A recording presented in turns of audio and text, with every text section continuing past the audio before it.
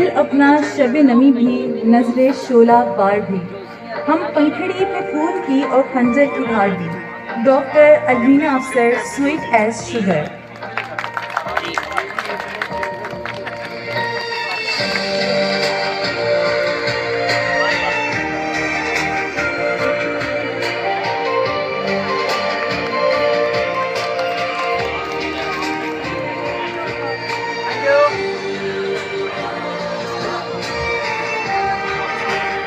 ہر لفظ میں محبت، ہر لفظ میں دعا، مقروض کر دیا ہمیں تیرے خلوص نے۔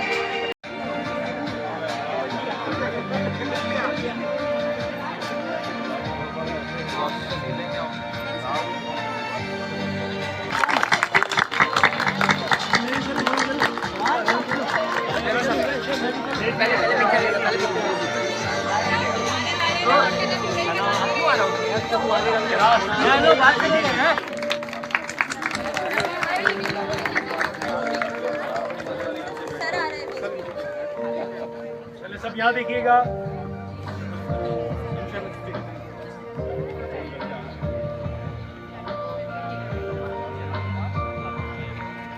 Thank you.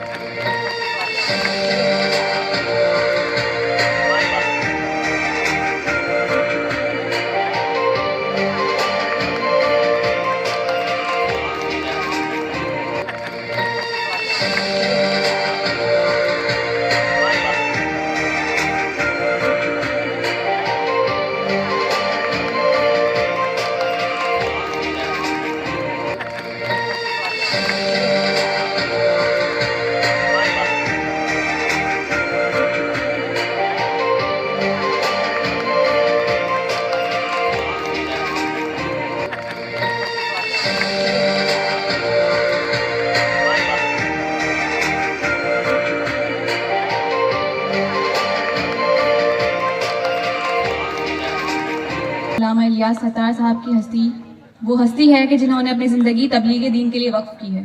پرانا سالی کے باوجود جوانوں کی طرح کام کرتے ہیں اور ان کے کارناموں میں سے ایک قادیانیوں کو دیا گیا 2 کروڑ۔ بسم اللہ الرحمن الرحیم۔ نحمدہ و نصلی علی رسول کریم۔ انشاءاللہ ماشاءاللہ سبحان اللہ۔ اور اس میں جو اسلامک لرننگ ڈپارٹمنٹ ہے اس سے بھی بہت ہی خاص تعلق ہے، بلکہ اسی کی وجہ سے کراچی یونیورسٹی کا نام لیتا ہوں، تو اس پہ تھوڑا سا تالی تو بجا دو بھائی۔ تو بات یہ ہے کہ آج میں 5 دن سے بیمار بھی تھا اور اس یونیورسٹی سے اتنا محبت کا تعلق ہے کہ آج پہلے دن 5 دن بعد پہلا ناشتہ کیا ہے صبح، اور تینوں ٹائم کھانا نہیں کھا رہے تھے، بس ہلکا پھلکا کوشش کرتے تھے۔ بیوی کا ڈانٹ زیادہ کھاتے تھے، بہنوں کا ڈانٹ کھاتے تھے، لیکن کھانا نہیں کھا سکتے تھے۔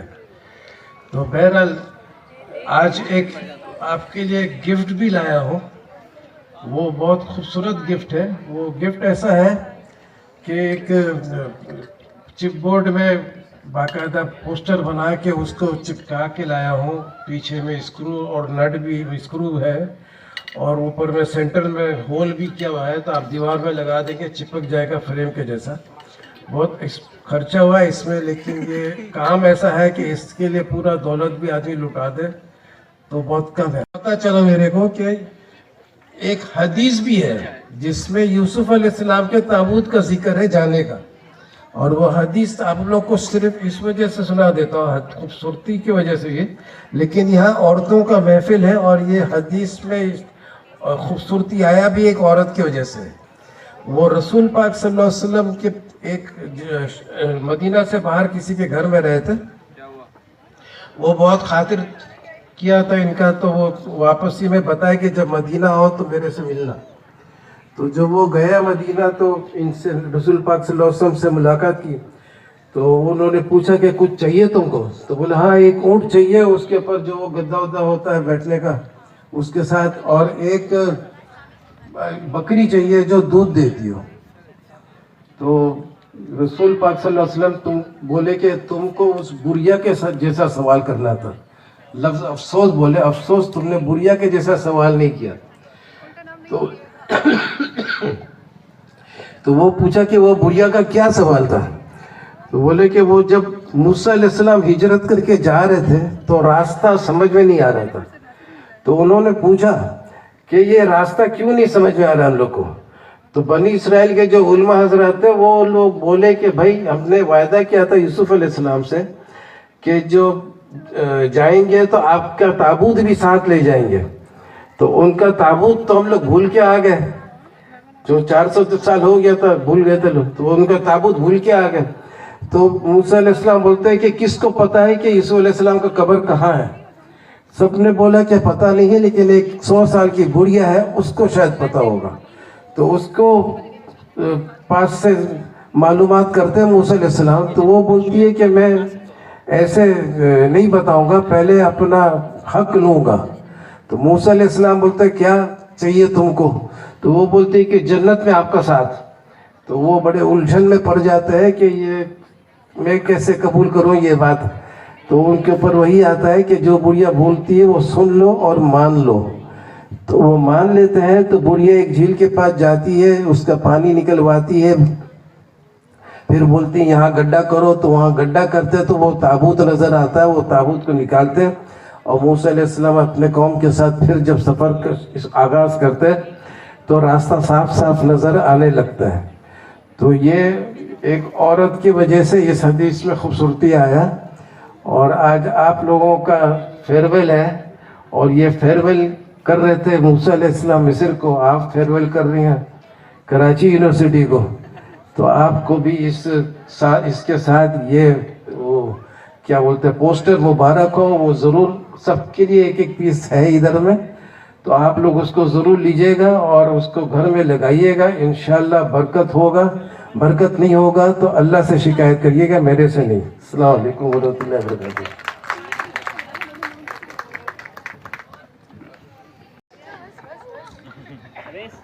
بسم اللہ الرحمن الرحیم، نحمدہ ونصلی ونسلم علی رسولہ النبی الکریم، اما بعد۔ مجھ سے پہلے بڑی شاندار علمی اور فکری گفتگو ہو چکی ہے، اور جو پیغام آپ کو ملنا چاہیے تھا جانے والے بچوں کو، بچیوں کو، وہ بڑے خوبصورت انداز میں آپ تک پہنچ چکا ہے۔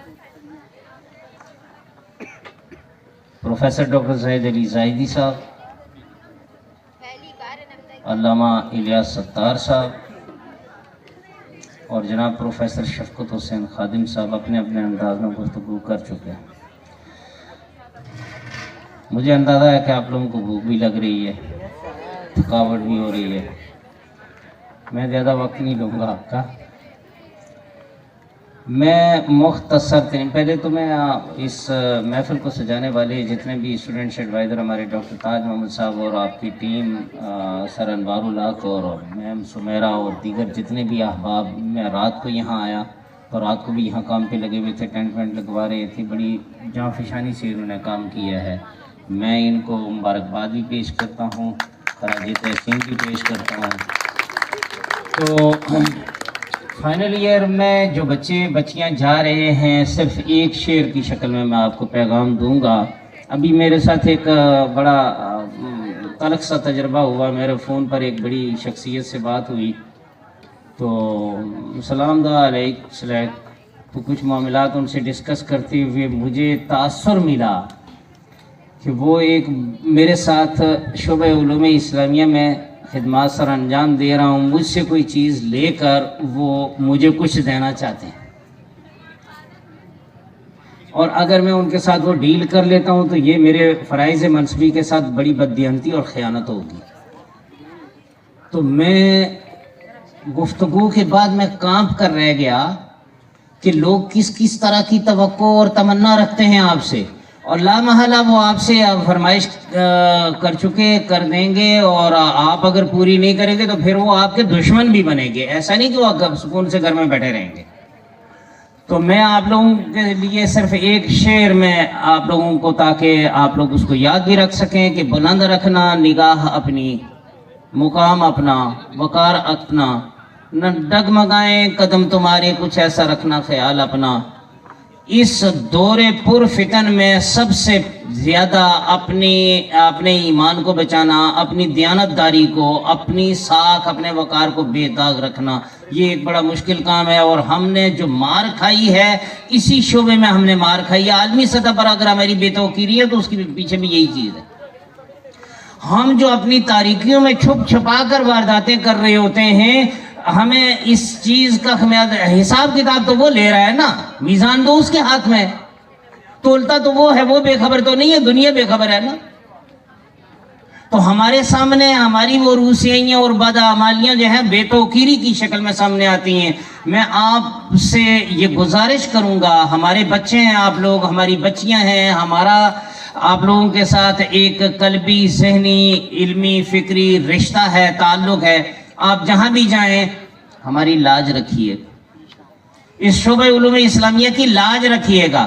جامعہ کراچی کے وقار پر کبھی بھی سمجھوتا نہ کیجیے گا. وآخر دعوانا ان الحمدللہ رب العالمین. بہت شکریہ.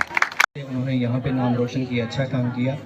آگے بھی کسی بھی انسٹیٹیوٹ میں جائیں تو وہاں پہ جا کے بھی اپنے ڈپارٹمنٹ کا، اپنے شعبے کا نام روشن کریں. میں سب سے پہلے عروج ندیم سے گزارش کروں گا کہ وہ آئیں، اور ساتھ ہی چیئرمین شعبہ علوم اسلامیہ ڈاکٹر محمد عارف خان ساکی اور رئیس کلیہ معارف اسلامیہ ڈاکٹر پروفیسر زاہد علی زاہدی صاحب سے ملتمس ہوں کہ وہ اسٹیج پر آئیں اور ہمارے طلباء کو سرٹیفکیٹ عنایت فرمائیں.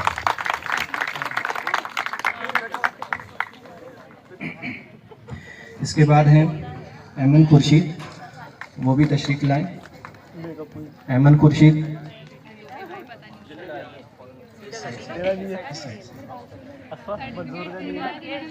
ایمن خورشید کے بعد ہیں علینا ناصر. علینا ناصر.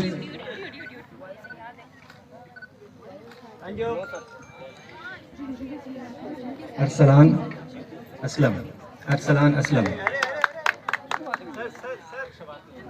ارسلان اسلم. اب اس کے بعد ہیں اسفا انور.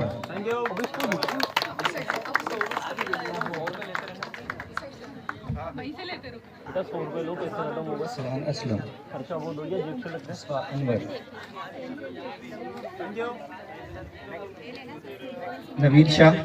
نہیں ہے.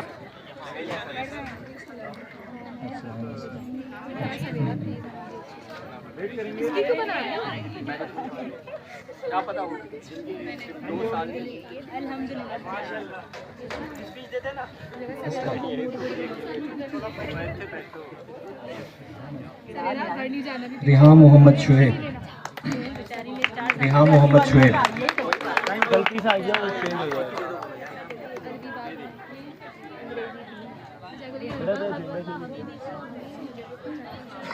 رمشا. رمشا کمال.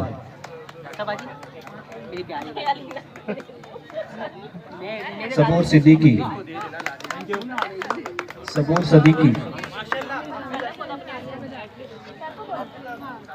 سفینہ سکندر.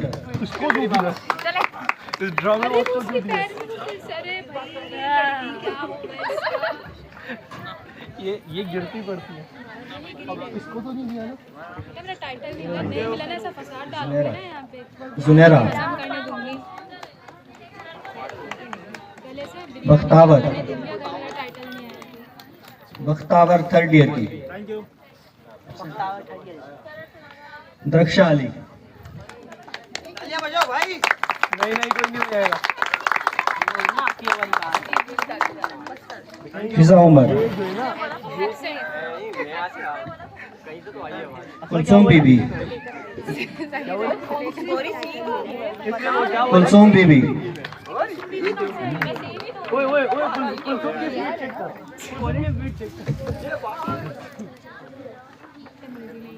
منظور حسین.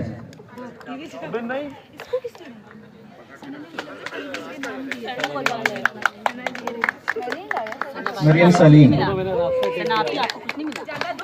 سنا نشے میں تھی.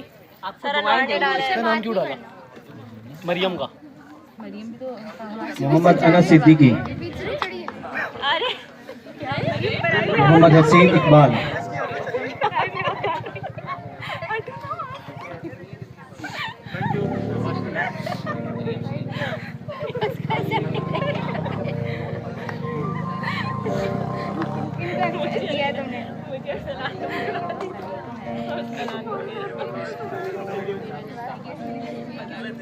मुस्फिरा मुस्फिरा बेगम नबील अहमद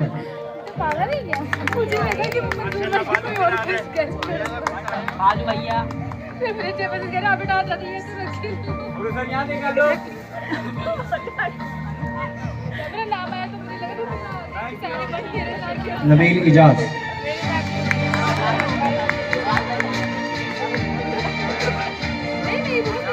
शिराज अली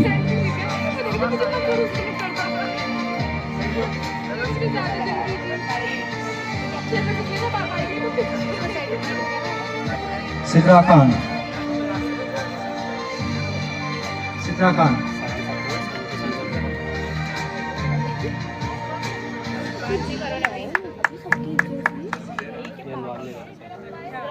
सबका एक जैसा ही है। सिद्रा सईद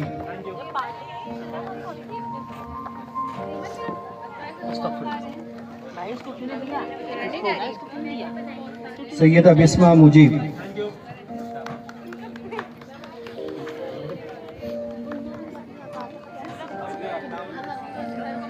सैयदा बिस्मा मुजीब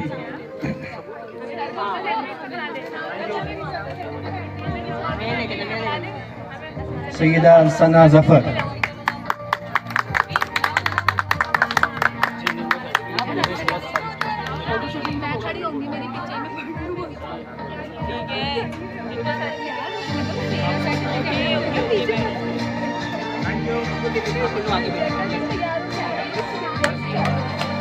बहुत थैंक यू सर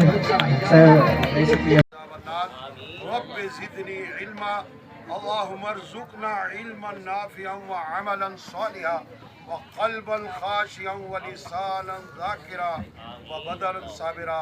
या अल्लाह फ़लस्तीन के मुसलमानों पर करम फरमा, यहूद के जुल्म और बर्बरियत से उन्हें महफूज फरमा, बिरहमतिका या अरहम।